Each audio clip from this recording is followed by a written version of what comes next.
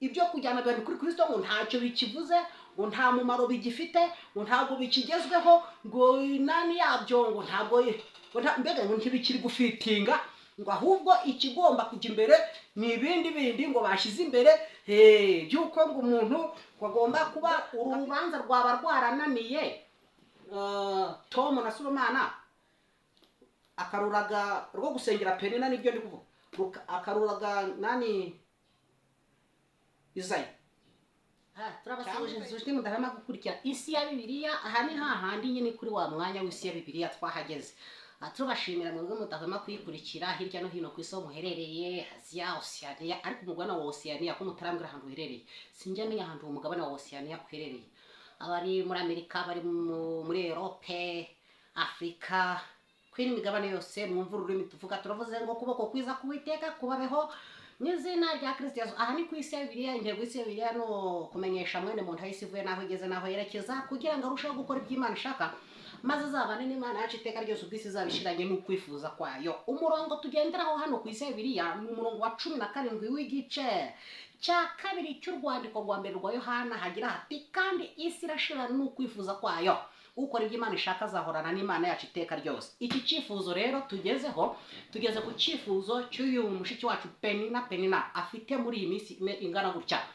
Ari kubaza wowe ADPR aho uherereye. Ubwo mwivuga ADPR ubwo turumva nde wihagarariye none mushumba mukuru representa Izayi, mukomere cyane.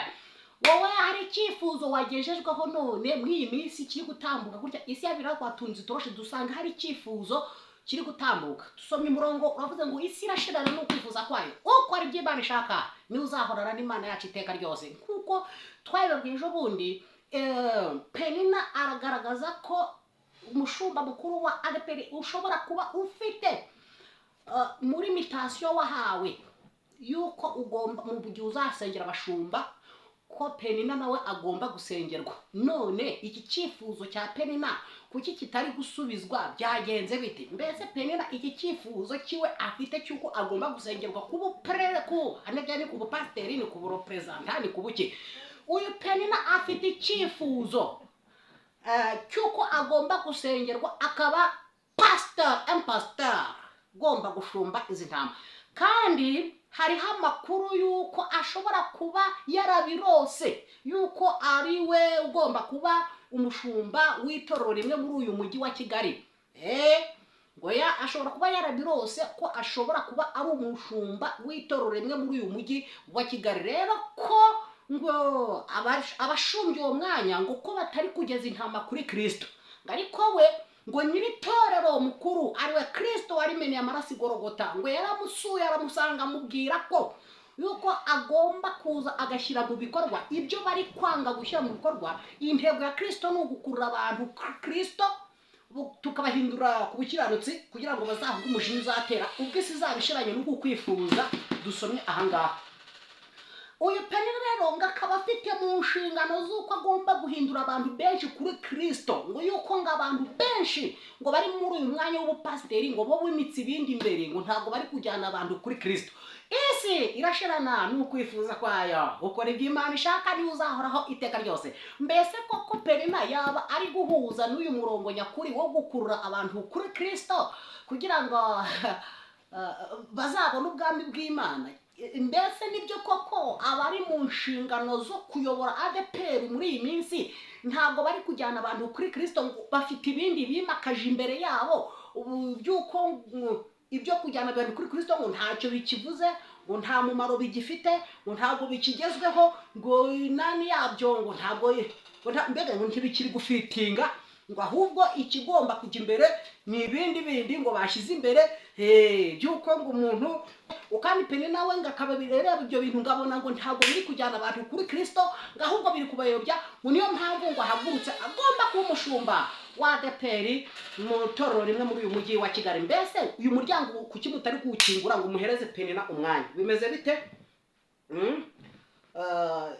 Twagiraga hano ku isi ya Bibiliya tubagezeho iki kibazo niba koko umushumba mukuru representa wa ADPR itorero rya Pentecote mu Rwanda Izayi Yesaya, iki kibazo cya Penina mushiki wacu arashaka kuba umushumba w'itorero bimwe muri uyu mujyi wa Kigali. Mbese iki cyifuzo kiraza kurangira gite ko dusomye ijambo ry'Imana rikatubwira ngo isi irashirana no kwifuza kwayo, ukora ibyo Imana ishaka azahorana n'Imana yacu iteka ryose. Mbese Penina ntari gukora ibyo Imana ishaka?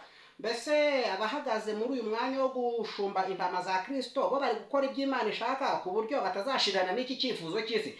Mbese iki cyifuzo cy'isi nigishira kiraza gushirana na Penina cyangwa kirashirana n'abanze kumusengera? Mbese abanze kumusengera ni abahe? Ni abarifite itorero rya ADEPR uyu munsi, cyangwa ni abafite n'abatanze mitasiyo bayiha uhagarariye ADEPR uyu munsi, bakaba baranze kumusengera bakabishyira mu Kinyarwanda bajya baca umugani bavuga ngo urubanza rwakunaniye ngururaga inde harya, ngururaga umwana wawe, ngururaga mu Kinyarwanda munyibutse bantu mungurikiye mwebwe ahanga munyandikira muri comment mubwire ngo urubanza rwakunaniye ngururaga usogokuru wawe cyangwa ngururaga so. Urubanza rwananiye so aruraga umwana we, cyangwa urubanza rwananiye umwuzukuru ruragwa umwuzukuruza, cyangwa urubanza rwananiye so ruragwa umwana. Ni mu Kinyarwanda sinzi ukuntu baca uwo mugani. Mbe uru rubanza rwaba rwarananiye Tom na Sibomana akaruraga rwo gusengera Penina, nibyo ndi kuvuga, akaruraga nani Izayi, cyangwa Izayi nawe arashaka kuza kuruvaho atamusengeye arurage undi uzamusimbura? Ntawenze, ariko ubundi Penina ntabwo yapreshije aho bagomba kumusengera nehe. Ni ku mwanya w'umukuru uhagararira ADEPR ko agomba gusimbura Izayi, cyangwa nuko agomba kuba umushumba mukuru mu itorero rimwe muri uyu mujyi wa Kigali nk'uko amakuru ari gutambuka kuri imihanda. Ntabwo nawe ari gupresiza amakuru ari gutambuka kuri imihanda yuko ngo bagomba kumusengera ku bupasiteri, niba ari ku bupasiteri akaba umushumba mukuru mu itorero rimwe ngo ry'uyu mujyi wa Kigali, cyangwa se ntabwo biri presize niba ari muri uyu mujyi wa Kigali cyangwa niba ari gusimbura Izayi kuri uyu mwanya w'uburepresenta. Ikiriho ni ikihe? Penina ugiye gusimbura Izayi kuri uyu mwanya w'uburepresenta ugahagarara itorero rya ADEPR mu Rwanda, rya Pentecote mu Rwanda. None niho naringeze. Izayi nawe araza ku urubanza araza kuruha Penina, cyangwa azaruha undi uzamusimbura rwo gusengera Penina, cyangwa se urubanza nirwo Tom na Sibomana bari bararoze Karuranga. Ngira ngo Karuranga niwe wasimbuye Tom na Sibomana, Izayi yakurikiraho. No, Karuranga yagombaga gusengera Penina arabyibagirwa abiha Izayi, kwa kundi urubanza rwakunaniye ruragwa umwuzukuru wawe. Cyangwa se uru rubanza Penina avuga ko yavuze ubutumwa mu gihugu hose ngo bajyaga bamuhamagara ngo agakoresha n'amafaranga ye. Ako kantu mukibuka, yakoreshaga ngo n'amafaranga yiwe ngo ntimuyamusubize, itorero ngo ntirimuyamusubize, akagenda akavuga ubutumwa, yamara kuvuga agataha umutayamusubije. None rero ngo ubwo bageze ku gihe cyo gusengera abantu, nawe nimumusengere undi mutamusengera arabagezayo. None igihe azengurukaga hari ku bwa Tom cyangwa ni ku bwa Samweli, cyangwa se byaba byaratangiye ku bwa Samweli ari we bitse bwera bw'itorero, akaba yaribagiwe kumusengera. Samweli akaba yaratanze ingoma yihase umwana na Tom atamusengeye, urwo rubanza bakaruhereza ba Tom. Ba Tom nabo basengera abandi mu gihugu. Muribuka ko amaprowasi yabaye menshi, ba Tom bari gusengera abashumba n'abapasiteri, bibagiye gusengera Penina. None ba Tom bibagiye gusengera Penina babihereza Frame Karuranga. Arya ne Frame Karuranga Frame Karuranga nawe arabyibagirwa abisunikirizayo. None Izayi ni wowe ugiye kubiryozwa. Penina rero ngo yahagurutse ngo arabagezayo.